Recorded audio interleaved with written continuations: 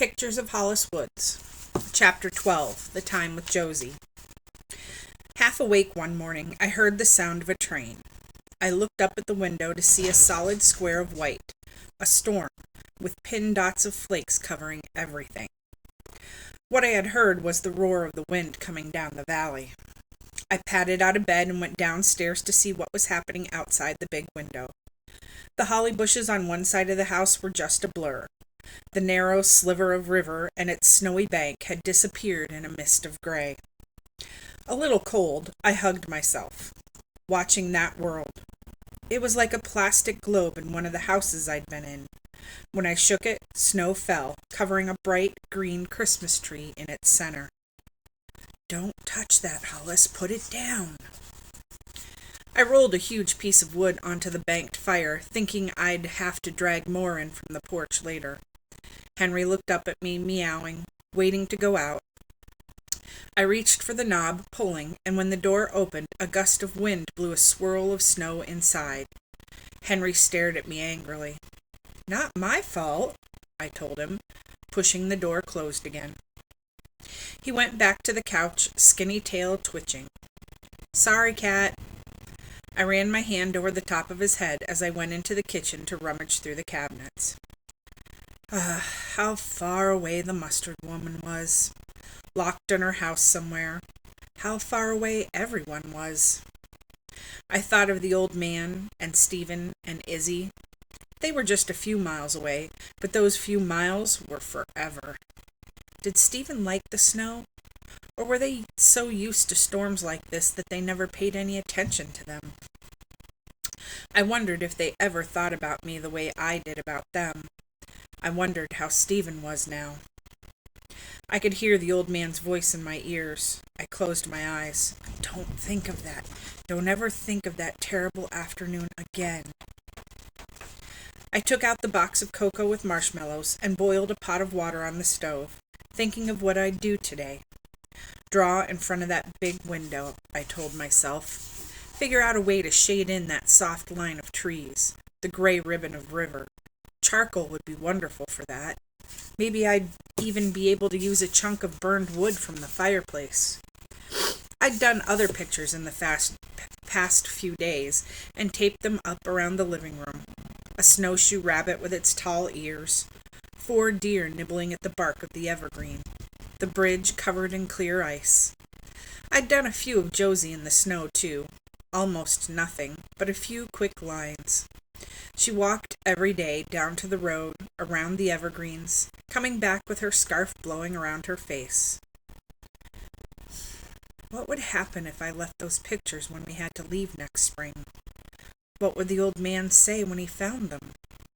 What would Izzy say? And Stephen? Spring. Could I call Beatrice then? She would have had months. What would happen to me? Oh, who cared? I'd think of something. But I'd never leave the pictures. I'd take them with me in my backpack. Sitting at the table waiting for the cocoa to cool, I thought about Christmas. I'd lost track of the days. I flipped Izzy's wall calendar ahead to December, trying to figure it out. How long had we been here? 8 days? 9 days? I counted back. The water was ready. I mixed the cocoa and took a tiny sip, feeling the heat of it, the steam on my upper lip. Today could be Christmas Eve. I stood there planning. When the snow stopped, I'd get myself outside and take some of the evergreen branches. There were so many trees we could fill rooms with them. We'd trim the mantel with great heaps of green and tuck Josie's ornaments in among the needles. Maybe we'd find a few pine cones, too. We'd have a special dinner tomorrow night. Fruit cocktail and canned tuna. A feast. And popcorn. I wished I'd had a present for Josie. The only thing I could give her was a picture of herself. But the more I thought about it, the more I liked the idea. I'd do that today instead of drawing trees. I took another sip of cocoa. What about Josie with Beatrice at the movies in front of their popcorn machine? Both of them would be eating mouthfuls, arm in arm, smiling. "Sleigh bells ring," Josie sang, coming into the kitchen behind me. "I I was just thinking that. I reached for another cup and poured in water for the cocoa. She stopped to peer out the window. I've watched it snow on the ocean, she said. It melts as it hits the water. She touched the glass with all 5 fingers. There's nothing like the ocean. I tried to think of something to change the look in her eyes. I was thinking we'd have a party, I told her, with your ornaments and tree branches from outside. She smiled, looking up at the ceiling. We could listen to carols on the radio, she said. That's what Beatrice and I do every year. That and talk about when we were young. Where is Beatrice? Painting, I said. It's warm where she is. Josie shook her head. We always make almond cookies. We eat half and sell the other half at the movie. It would be nice if we had a radio.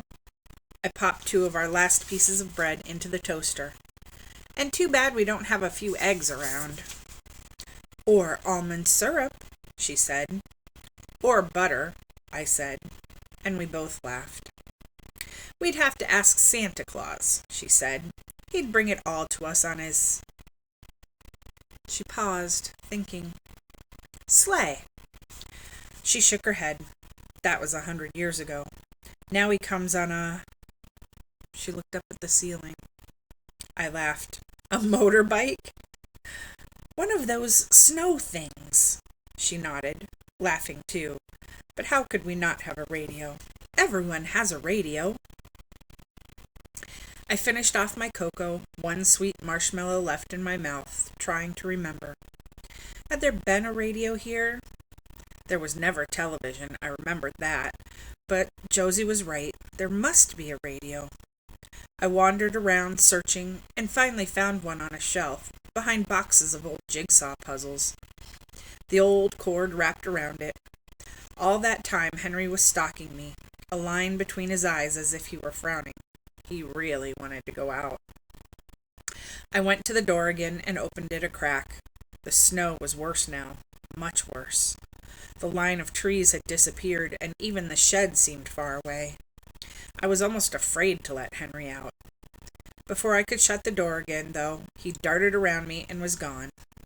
I stood there, shivering, trying to see where he was, and then he was back, streaking through the door, straight across the living room, into the kitchen, and on to Josie's lap. I set up my drawing things in front of the window, beginning the rough lines that would turn into Josie. Josie was there on the other side of the room, at the table, fiddling with the radio knob until she found a station with Christmas music. The announcer's voice. A lovely Christmas Eve morning. I'd hit the date straight on the head. The songs began one after another. Adeste Fidelis, Silent Night, Winter Wonderland, and one I'd never heard before, Gather Round the Christmas Tree. I leaned over the paper in front of me so Josie wouldn't see what I was doing. I sketched in the space around Beatrice first, the counter, the popcorn machine, and then began to work on the faces. Every few minutes I'd peer out at the snow coming down. Across the river the mountain was blurred, just a dark shadow rising into the pewter sky. And then I thought about Josie sitting there, my figure in her hand, staring out the window too as she listened to the music. Her face tilted, her eyes sad.